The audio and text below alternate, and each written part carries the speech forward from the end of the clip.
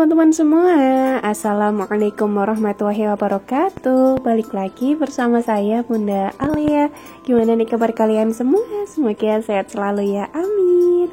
Oke, langsung aja ke videonya. Untuk video kali ini dimulai dari jam 5 pagi.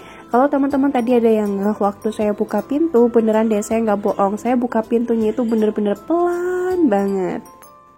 Jadi biar nanti anak-anak tuh nggak bangun ya kalau denger saya tuh guprak-gupruk gitu loh.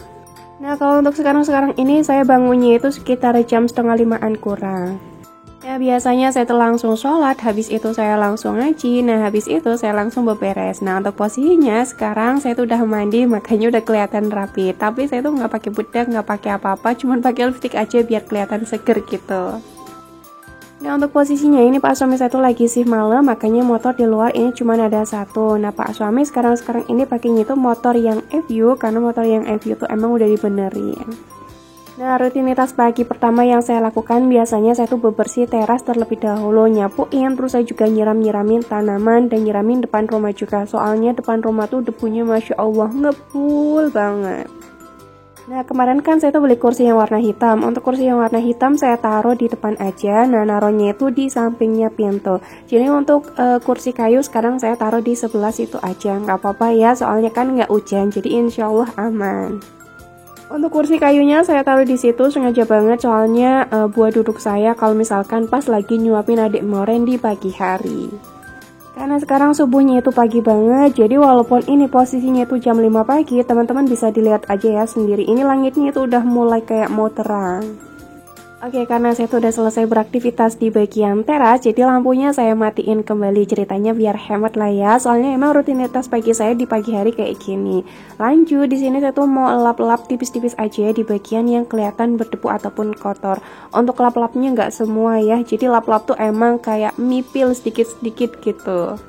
Nah, buat teman-teman semua yang nanyain sama saya Bunda Alia kapan home to rumah, kemungkinan sih di tahun 2023 ini saya tuh nggak home to rumah ya, walaupun ya emang ada yang baru-baru gitu yang saya cat-catin. Contohnya itu kayak teras, terus juga pagarnya saya cat, fibernya juga saya ganti. Cuman kan udah sering banget ya saya liatin dari depan, belakang, kanan, kiri, atas, bawah. Kayaknya mah teman-teman semua udah paham banget ya. Rumah saya itu dalamnya kayak gimana, luarnya kayak gimana, dan belakangnya itu kayak gimana. Oke, lanjut lagi ke videonya.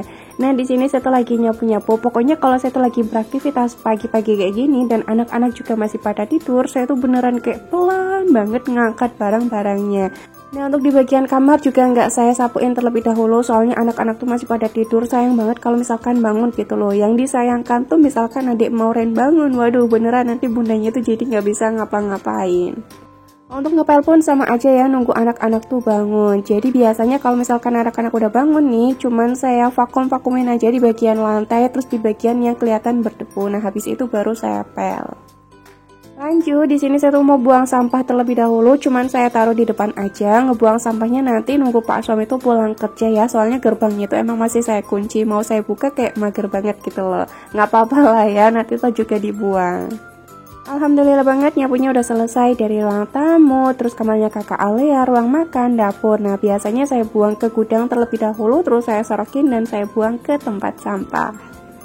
Nah, biasanya kalau saya tuh lagi ngepel, saya mulai dari kamarnya saya terlebih dahulu, tapi berhubung kamarnya saya tuh belum disapuin, jadi di sini saya mulai ngepelnya tuh dari bagian ruang tamu terlebih dahulu. Untuk video ngepel, nyapu, ataupun beberes yang lain, ini ada yang saya percepat, ada yang enggak ya. Jadi biar teman-teman semua tuh ngelihatnya kelihatan enak gitu.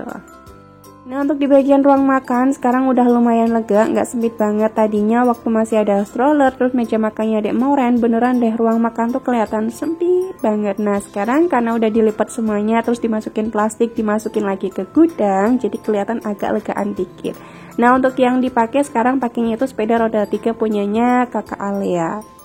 Alhamdulillah udah selesai beberes rumah, pokoknya semua tuh udah saya pel ya, cuman emang nggak saya videoin semuanya. Karpetnya saya gelap, terus jangan lupa disemprotin pewangi biar nanti ruangannya tuh wangi. Nah, untuk lampu-lampunya juga jangan lupa dimatiin di bagian kamarnya kakak Alia, ruang tamu, sama ruang makan juga. Nah, lanjut lagi ke videonya. Di sini saya tuh mau lanjut masak-masak aja. Untuk masak-masaknya ini tuh menu yang super duper simple banget. Nggak simple sih, sebenarnya agak ribet lah ya sedikit. Nah, tadi waktu saya lagi beberes rumah, saya juga sambil ngerebus nangka muda. Soalnya udah lama banget kayaknya saya tuh nggak makan nangka muda dan kangen juga gitu lah ya. Untuk nangka mudanya saya rebusnya itu pakai minyak terus dikasih garam juga. Nah pakai minyak biar nanti tuh getahnya nggak terlalu nempel di bagian panci. Untuk pakai garam katanya sih biar cepet lunak.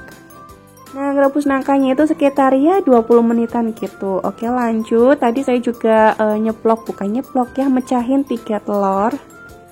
Karena saya tuh bingung banget untuk protein hewaninya mau saya pakein apa, sedangkan saya tuh belum belanja protein hewani, jadi udahlah saya ngedadar telur aja nanti. Kalau misalkan Pak suami nggak mau makan ya udah nggak apa-apa, tapi nanti bakal saya paksa, soalnya kan biar ada ya protein hewaninya yang masuk gitu. Nah untuk ngegoreng tempenya nanti ya nunggu Pak suami tuh mau pulang kerja ataupun Pak suami udah pulang kerja baru saya gorengin tempe. Nah untuk ngegoreng tempenya ya nanti sekitar jam setengah 8-an pagi. Lanjut, untuk nangka mudanya tuh udah matang, udah saya cuci lagi sampai insya Allah benar-benar bersih. Terus saya becek-becek gitu, karena Pak suami tuh lebih suka nangka muda yang udah hancur. Nah untuk bumbunya saya pakein bawang merah, bawang putih, terus saya juga pakein kemiri. Tapi kemirinya itu ketinggalan, nanti bakal saya masukin lagi.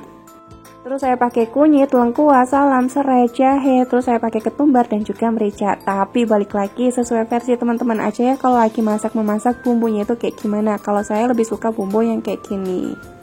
Nah kemirinya udah masuk, jadi saya blender ulang lagi deh. Nah untuk telurnya itu saya sisihkan terlebih dahulu karena saya tuh pengen nyiapin bumbu-bumbunya. Jadi biar nanti tuh tinggal masak-masaknya aja. Nah kalau minyaknya udah panas ya udah tinggal dimasukin aja bumbu yang tadi udah di blender, dimasukin juga untuk lengkuas, terus salam sama serainya. Nah untuk MPAC-nya di kemarin nggak saya masak di pagi hari, kalau misalkan Pak suami saya tuh lagi shift malam, jadi masaknya itu emang di sore hari. Nah kalau Pak Asur lagi shift pagi biasanya masak MPAC-nya itu di pagi hari. Nah untuk yang masak MPAC di pagi hari maupun di sore hari itu tetap Pak suami. Jadi kita itu beneran kerja sama banget. Biasanya saya cuma nyiapin aja gitu apa yang diperlukan. Nah nanti Pak suami yang masak. Nah kalau misalkan MPAC-nya udah matang dibalikin lagi, tetap saya yang ngurus, masukin ke dalam wadah. Terus juga semua bekasnya saya yang nyuci. Tapi kalau misalkan Pak suami itu lagi nggak sempet ya tetap yang masak tuh saya. Nah oke, lanjut lagi ke videonya. Tadi saya tuh lagi ngambil santan kara yang masih ada di dalam toples. Terus karena kurang jadi saya tuh bakal ngambil lagi di bawah. Untuk bumbunya tadi waktu lagi ditumis-tumis juga saya tambahin gula jawa. Saya nyoba-nyoba aja gitu sih, kali-kali rasanya tambah nampol ya. Tapi ternyata rasanya ya kayak gitulah pokoknya ya, bagi saya mah enak-enak aja.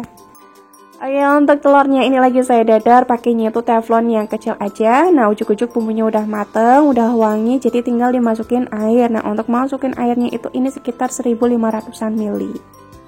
Nah untuk telur dadarnya di bagian bawah udah mateng, jadi lagi saya balik jadi biar nanti matangnya itu merata. Oke lanjut, untuk airnya ini lagi saya tambahin santan kara. Nah nambahin santan karanya itu ada 2. Terus untuk bumbu tambahannya saya tambahin lagi garam, gula, micin, sama roiko, udah kayak gitu aja.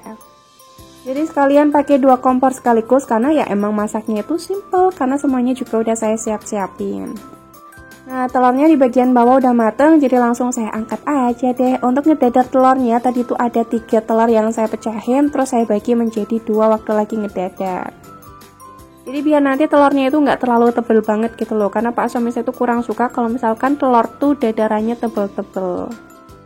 Takutnya di bagian dalamnya itu kayak belum mateng, soalnya kan pakainya itu minyak nggak banyak-banyak. Nah untuk si airnya udah mendidih, jadi tadi udah saya masukin nangka muda yang udah saya benyek-benyek sampai hancur. Terus kalau udah diaduk-aduk kayak gini, nah ya udah tinggal ditutupin aja sampai masakannya itu tanek. Nah untuk tempenya sama tepungnya juga udah saya siapin. Terus lanjut untuk masakannya juga udah mateng. Selesai masak tuh sekitar jam 6 pagi lebih. Habis itu saya langsung mandiin anak-anak, terus juga nyuapin anak-anak adik Moren ataupun kakak Alia. Tapi kakak Alia sekarang ini sih lagi suka makan sendiri.